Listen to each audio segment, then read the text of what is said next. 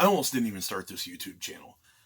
I thought I had a good idea, but I didn't like my voice, I didn't like my face, I really just didn't like anything about being on camera at all.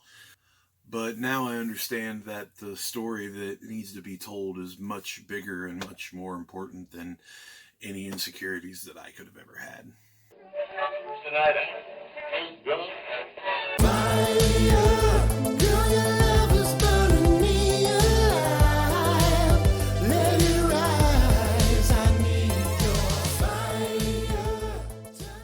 About 3 years ago, I had an idea. I wanted to start a YouTube channel where I dispelled the myths and showed the realities of being a working musician. Not the bummy musician that lays around on your couch, but an actual person who's out making money and putting in the work to be a musician.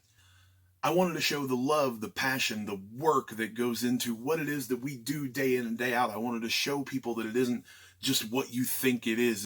But I hemmed and I hawed, and I was like, oh, I don't have the right equipment. And I just came up with every possible excuse in the book to not start the channel, even though inside I really felt like I had a winning idea, or at least an idea that might change people's minds about musicians, or make them at least view them a little bit differently. After letting the idea roll around for all that time and talking to so many friends about it and other people that were like, yeah, I think that's a great idea, I finally bit the bullet and I went out and I spent a few $100s on some decent audio equipment because I wanted to start a podcast to go along with this idea. And then, of course, the YouTube itself, which, frankly, right now, I'm shooting on my phone. But finally, I had the equipment. I had a whole weekend's worth of shows lined up, 4 shows actually, during the week. And that was when I planned to start filming the content for what would be my first couple of videos.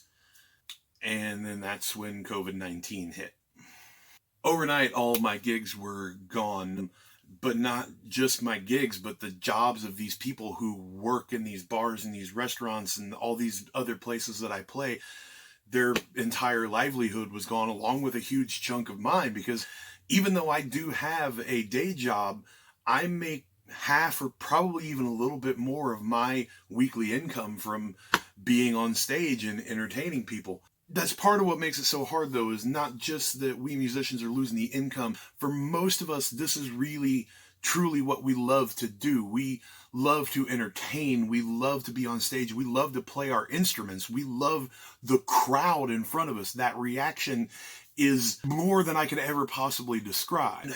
Just to add kind of insult to injury at that point, not only were all of my gigs gone, but it looked like my YouTube channel was going to go on the back burner. I mean, what could I possibly show when all the gigs are gone? I can't show you what setting up a gig is like if there are no gigs to be set up. I can't show you what arguing with a promoter or a club owner is like when there's no promoter or club owner to argue with. So yeah, it was a little bit of a dark time, but then I noticed something was starting to happen. I noticed that just like it always does, music and musicians were finding a way.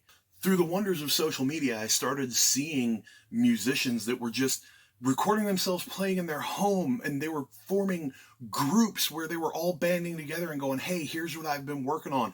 Some guys started live streaming shows from their house so people could still get live entertainment, and maybe they could pick up a few bucks themselves by posting their Cash App or Venmo link and just, letting people tip them just for doing what it is that they love, trying to keep themselves afloat. I even jumped on the bandwagon myself and started releasing some tunes from my newest project, Radicult, just for free. Go listen to them and download them. It doesn't matter. Links in the description. Linking is weird. But the point is, as I started to watch this, as I started to look at social media and see what it was that these musicians were doing to just keep doing what it is that they loved, I realized that this wasn't the end of my YouTube idea. It was very much the beginning, a beginning born of terrible circumstance, but that shows the real passion and love and power that us musicians truly have for what it is that we do. We love music. That's when I realized that the story that I wanted to tell was not only still there, but it was more powerful and more important than it has ever been. So here I am, just like every other musician in the world. I'm learning to adapt on the fly, but not only am I learning to adapt as a player and as a musician, but I'm learning to adapt in a new medium. I'm learning this on the fly. I don't know what the fuck I'm doing. I've never started a YouTube channel before. Look, I'm filming in my closet.